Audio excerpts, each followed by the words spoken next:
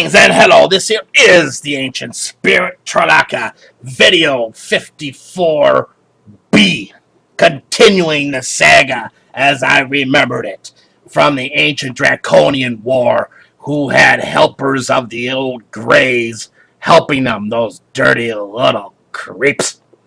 Oh, but please remember, my friends, the old codes of honor and understanding that was there is never a winner in the game of war or the art of war when truly just one life is lost on either side. Please remember that. There is just shades of sadness to be overcome by the healings afterwards.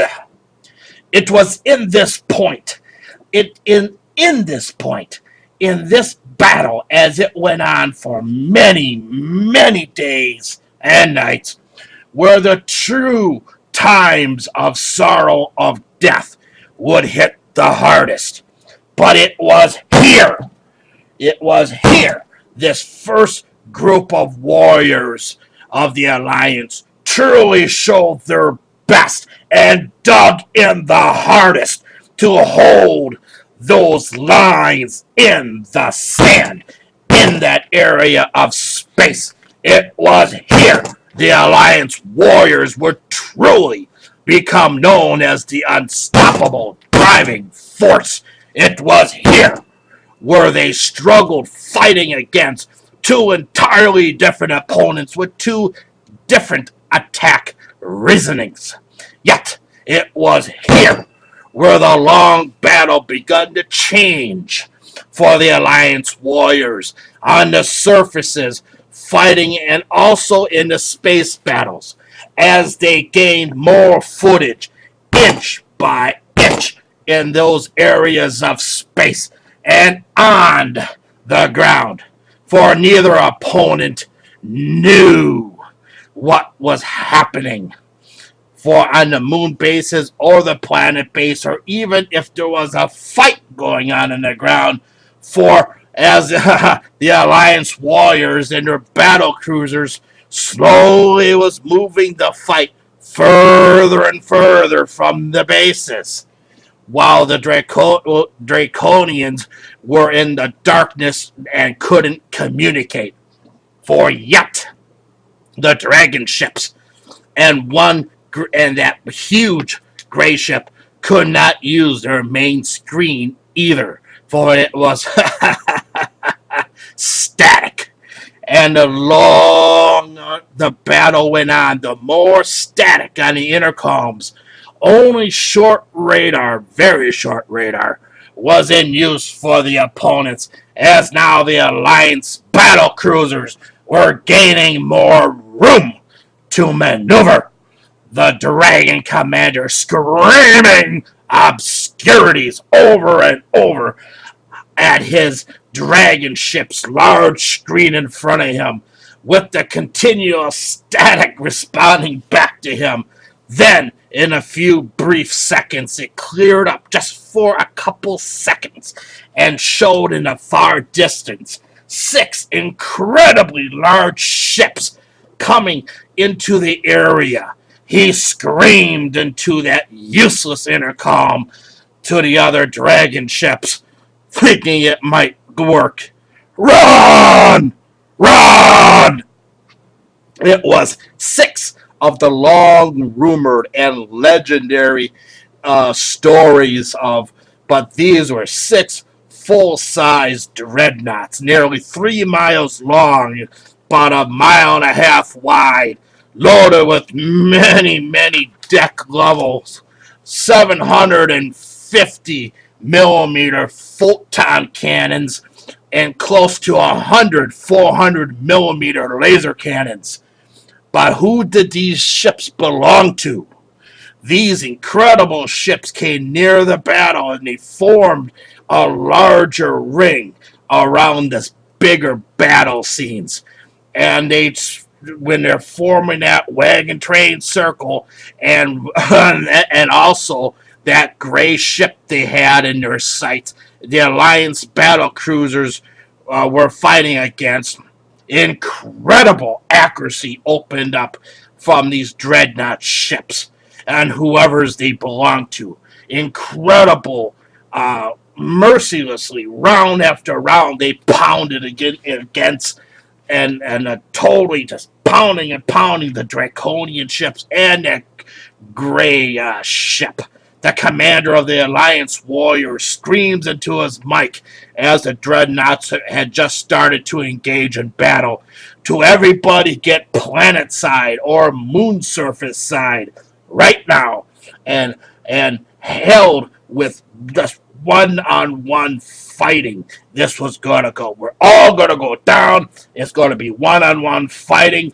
We're gonna leave the dreadnoughts to do their work.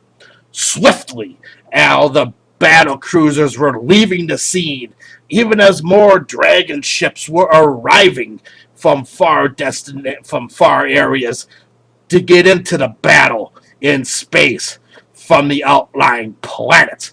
The dragon battle fleets and the gray ship were truly getting pinataed. Effect.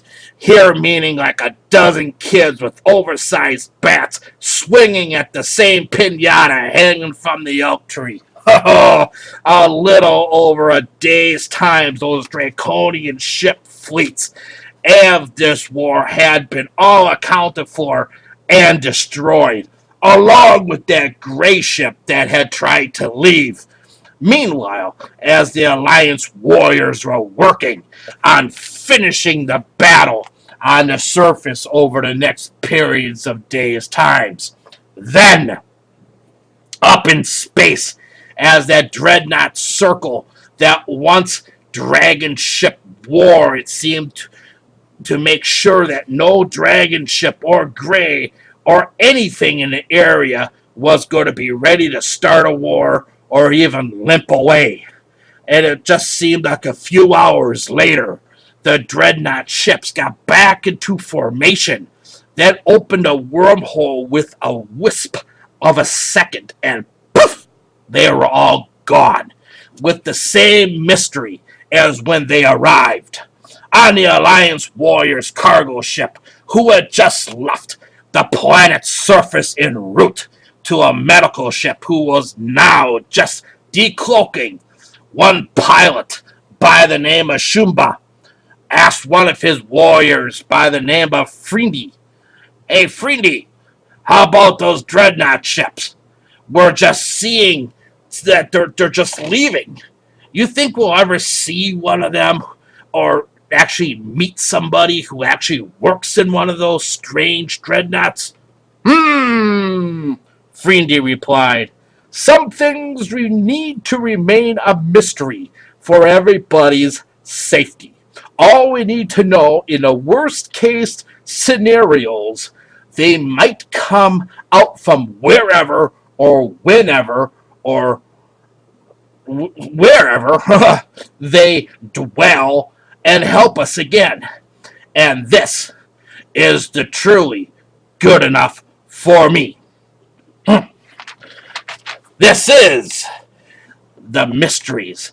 Who were those dreadnought owners? And what's the connection between those dreadnoughts and that commander of the trasera, the gunusam? What's the connection there? There's a connection there someplace. Okay. The remaining renegade draconians were being collected up now by the Alliance warriors and taken to the home planet of the old draconian dragons, who teach their knowledge and help others to be retrained for the atrocities they have done. They would be tried, and then they would have to go through the old school teaching that they had refused to learn. Now they're going to get forced to learn it to get into the system and become a good citizen or face life in jail. Oh, and the Iceland jail times in those deep dungeons where those draconians wouldn't allow even communicating with each other. It was either that type of treatment, the dungeon, or be retrained. While others of less crime dragons were sentenced into work crews to help rebuild what for decades they had destroyed. I have not have any records of any of the specific remaining renegade dragons ever getting full freedoms. However, uh, things do happen. However, it is still known a few wrote some very extensive scrolls about a hobby or crafts that they worked on while they were in jail for their life, for their crimes. Meetings were arranged with the once captive species planets and moons inhabitants, with resolutions brought up on the restructuring of their villages and clans and families back into the ways that would be beneficial for everybody. Although there was a note about two small planets who had just now, because of the dragon influence in manufacturing, to remain as a small planet with small populations of beings, to be able to be an ally to the Alliance warriors, and they would allow a base on that small planet area.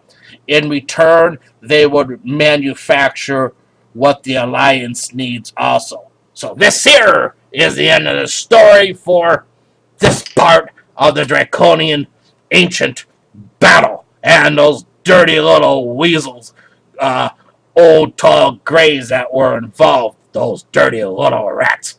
This is the ancient spirit Tralaka. Good night.